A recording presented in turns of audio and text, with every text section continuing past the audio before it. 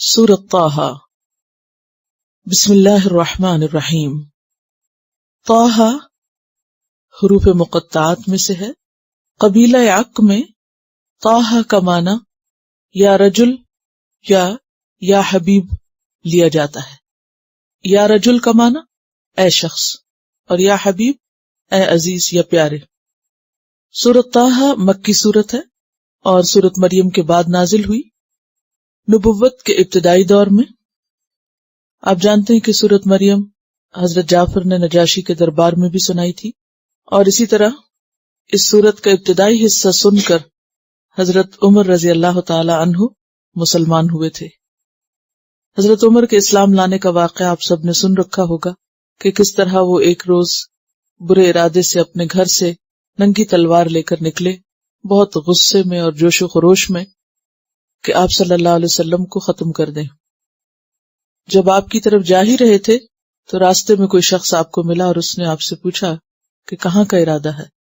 تو جب آپ نے اپنا ارادہ بنایا تو اس نے کہا کہ پہلے اپنے گھر کی خبر لو۔ تو انہوں نے کہا کہ گھر سے کیا مراد؟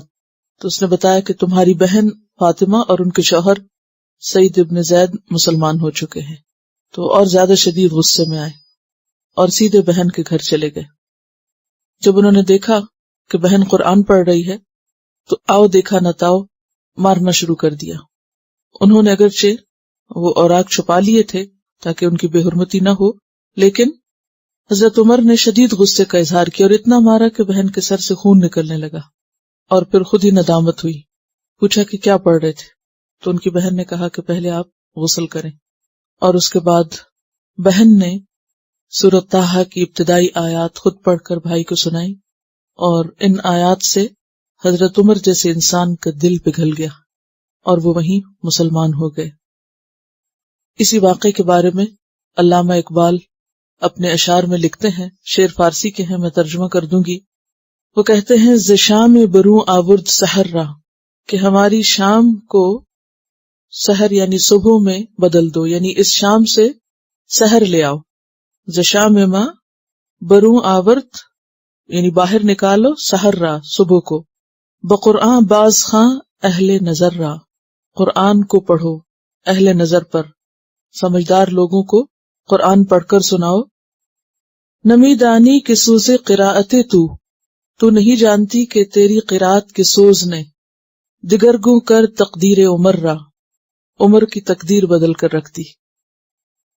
علامہ اقبال ان اشعار میں امت کی خواتین کو مخاطب کر رہے ہیں کہ خواتین بھی قرآن سے شغف رکھیں اور پڑھ کر دوسروں کو سنائیں، اور پھر وہ کہتے ہیں کہ کیا تو نہیں جانتی کہ تیری ہی قرات کا سوز تھا جس نے عمر جیسے انسان کی تقدیر بدلی تھی۔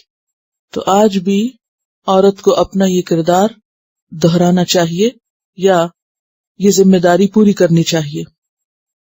اور اس میں آپ دیکھیے کہ یعنی سورۃ مریم کے بعد ہی سورۃ طٰہٰ کی مناسبت میں یہ واقعہ بھی بہت اہم ہے، کیونکہ ہم دیکھتے ہیں کہ سورۃ مریم میں خاندانوں کے اور اہل و عیال کے دین کی طرف آنے اور ان کی فکر کرنے کے واقعات ہمیں ملتے ہیں، اور یہاں بھی ہم دیکھتے ہیں کہ کس طرح ایک خونی رشتہ دوسرے کے لیے ہدایت کا ذریعہ بنتا ہے۔ اگرچہ مشکلات ہوتی ہیں، تکلیفیں آتی ہیں، لیکن اس کے باوجود ان مع العسر یسرا۔